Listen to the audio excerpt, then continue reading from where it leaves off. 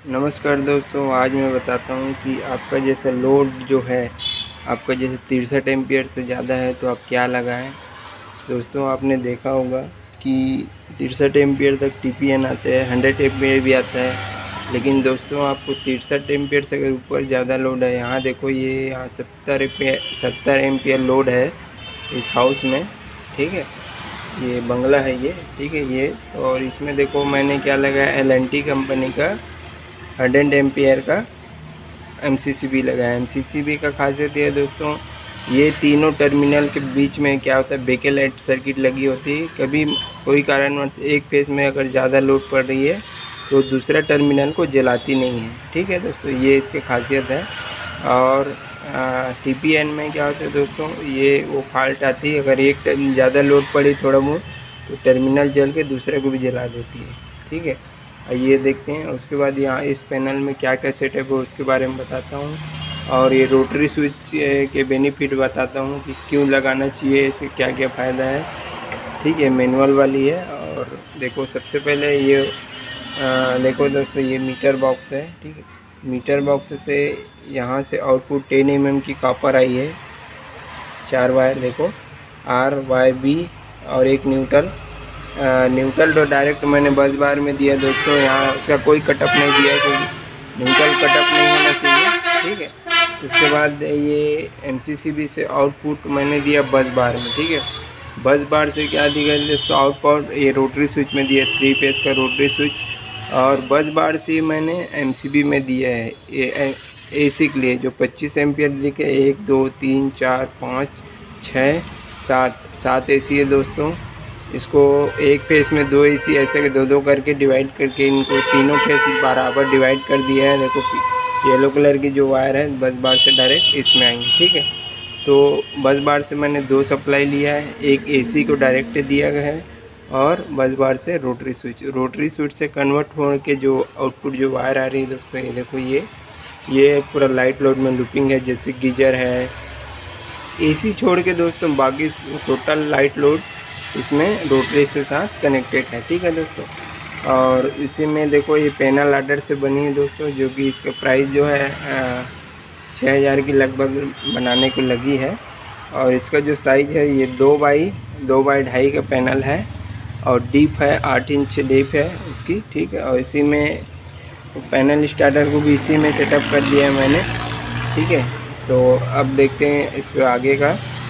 जैसे ये देखो, ये दोस्तों लाइन चालू है तो ज़्यादा टच करके नहीं बता सकता मैं। देखो इसमें ये जो कंपनी दोस्तों, ये यूनिक कंपनी की बहुत ही बेस्ट कंपनी है।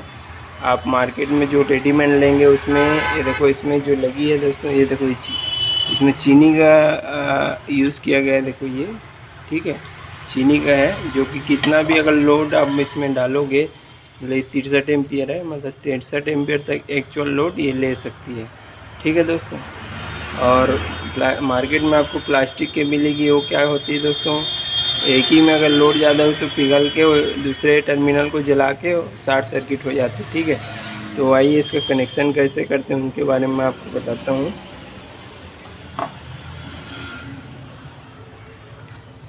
ये देखो इसमें क्या आता है दोस्तों, यहाँ पर आपको दिखाता हूँ क्लियर। ये देखो ये जो है ये इनपुट लाइन है दोस्तों। ठीक है, इनपुट है ये, और इनपुट देखो कहाँ कहाँ गई है। देखो ये इनपुट है, देखो ये इसमें लिखा रहती है दोस्तों A1 2 3। ठीक है, ये देखो ये 2 2 2 और ये 2, मतलब 2 से 2, 1 से 1 और 3 से 3 कनेक्ट रहती है। और इसमें एक एक वायर जो P जो लिखा है ये कन्वर्ट होने के बाद ये आउटपुट MCB में जा रही है दोस्तों। ठीक है, तो इस तरह होता है इसका सर्किट डायग्राम, मैं आपको बना के दिखाऊंगा। तो ये मैनुअल में एक खासियत दोस्तों, इसमें लोड लेने की क्षमता ज़्यादा रहती है। मार्केट रेडीमेड लोग उससे अच्छा इसमें पूरा लग से पंचिंग प्लायर करके इसमें लग से लगाया गया है पूरा। ठीक है, और बस बार भी देखो कॉपर पट्टी की है। इसमें जो नट बोल्ट अपन यूज़ किए हैं वो SS की नट बोल्ट है, स्टील की। इससे क्या होता है, कभी जंग नहीं लगेगी और सॉलिड टाइट रहती है। पीतल या तो कॉपर का नट बोल्ट क्या होता है दोस्तों, ज़्यादा टाइट करने से टूट जाती है। ठीक है, ये सब है। और हमेशा देखो मेरा हर काम में बाकायदा लग लगा के टेपिंग के साथ बिल्कुल सिस्टमेटिक ढंग से कोशिश करता हूँ दोस्तों। ठीक है दोस्तों, लूज कॉन्टेक्ट ना छोड़े। ठीक है, आइए देखते हैं ड्राइंग इनका। लो तो दोस्तों सर्किट डायग्राम समझते हैं। Three phase rotary switch and meter board से आउटपुट लोड तक की जो सर्किट डायग्राम मैं आपको बताता हूँ। तो सबसे पहले क्या करेंगे दोस्तों, देखो ये 100 एम्पियर का MCCB है। यहाँ से 3 वायर RV वायर जो जाएगी आपको बताता हूँ। देखो ये R, ठीक है, Y और B, ठीक है। और न्यूट्रल दोस्तों यहाँ पर न्यूट्रल पट्टी आप दे सकते हैं, या फिर देखो ये मीटर से आई R, Y, B और न्यूट्रल, अगर न्यूट्रल पट्टी दे सकते हैं या फिर डायरेक्ट बस बार में जाने देंगे। जैसे देखो ये न्यूट्रल हो गया, न्यूट्रल में, ठीक है। फिर यहाँ से दोस्तों आउटपुट कहाँ जाती है आपको बता दूँ। जैसे बस बार है, ठीक है, R, Y, B, आप फेस 1, फेस 2, फेस 3 भी बोल सकते हैं, और ये न्यूट्रल। फिर यहाँ से जाएगी कहाँ दोस्तों, देखो ये AC, ये समझो यहाँ पर 9 AC है और 9 लाइट लोड सर्किट है। तो डिवाइड कैसे करते हैं आपको बता रहा हूँ। जैसे R से आप लेंगे 6 mm की 6 या फिर 4 mm की कापर वायर, और 25 एम्पियर का जो जैसे 9 MCB, तो एक फेस में 3, 1 2 3 लूपिंग करेंगे, ठीक है। फिर दूसरे जाएगी 1 2 3, ठीक है, ऐसा आपको डिवाइड कर देना। फिर ये तीसरा में ऐसा आएगा 1 2 3, ठीक है। इसको ये हो गया। इसके बाद अभी मैं बताऊंगा कि आपको AC को रोटरी के साथ क्यों नहीं देना है, उसके रीजन मैं आपको बताऊंगा। ये देखो उसके बाद क्या है दोस्तों, ये देखो ये उसके बाद यहीं से ही बस बार में कई ठो टर्मिनल रहती है कनेक्ट करने की। तो आप यहाँ से बस बार का मतलब ये देते हैं दोस्तों कि आप जैसे उदाहरण के लिए आप अभी 1 फ्लोर मकान बनाए हैं, कल आपको 3 फ्लोर और बनाना है, तो यहीं बस बार से आप जितना फ्लोर में आप ले जा सकते हैं। बस बार का ये बेनिफिट है, ठीक है। उसके बाद अब हम बताते हैं दोस्तों रोटरी स्विच कनेक्शन कैसे करेंगे। रोटरी स्विच देखो 63 एम्पियर का ज़्यादातर लगाते हैं, और मैं तो लगाता हूँ यूनिक कंपनी का, आपको मैंने वीडियो में दिखाया है मैंने। तो सबसे पहले दोस्तों इसमें क्या है, देखो उसमें अंदर में एक ऐसा कनेक्टिविटी बनी हुई रहती है, ठीक है। जो यहाँ पर ये वाले जो पॉइंट है, ये तीनों पॉइंट से कनेक्ट होती है। जब चेंजर मूवमेंट करते हैं अलग अलग, तो ये जो पॉइंट है ये कनेक्ट होती है, तो ठीक है। तो यहाँ से जो वायर अपन एक एग्जाम्पल में बताता हूँ, जैसे फेस 1, ठीक है। तो फेस 1 की जो वायर आएगी दोस्तों, ये देखो ये पहले इसमें आएगी एक में, फिर यहीं से लूप हो गई इसमें आएगी। लूप मतलब आपको लग लगाना है, फिर 1 से 1, ठीक है।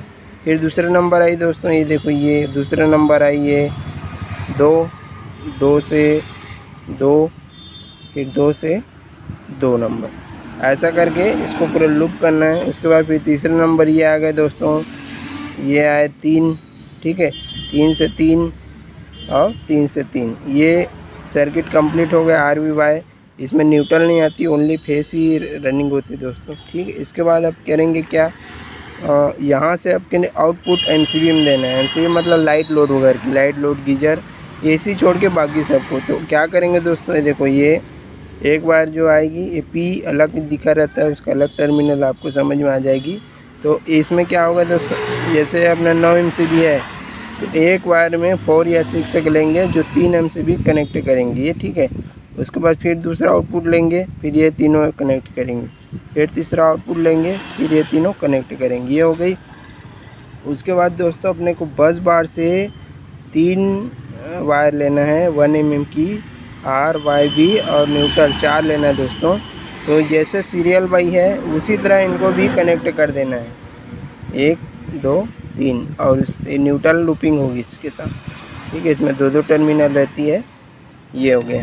तो इसमें होगा क्या है तो आपको बताता हूँ। जैसे उदाहरण के लिए आपको फेस जो है फेस 1 और 2 गोल हो गई, आपके पास 3 है, तो 3 है तो क्या करना है दोस्तों, इसके जो है ये जो नाप जो रहती है, इसमें जो नाप जो तीर का जो मात्रा रहेगी उसको सभी को 3 में कर देना है दोस्तों। ये 3 में मतलब जिस फेस के इंडिकेटर आपको बताएगी समझो उस पोजीशन में सभी को ला देना है, फिर आपकी सभी लाइट चल जाएगी। ठीक है, ये है इसका रीज़न। ठीक है, और इसमें एसी को इसलिए नहीं देते हैं दोस्तों, जैसे कि हमारा इनकमर जो वायर है 10 mm, यह है 6 mm की।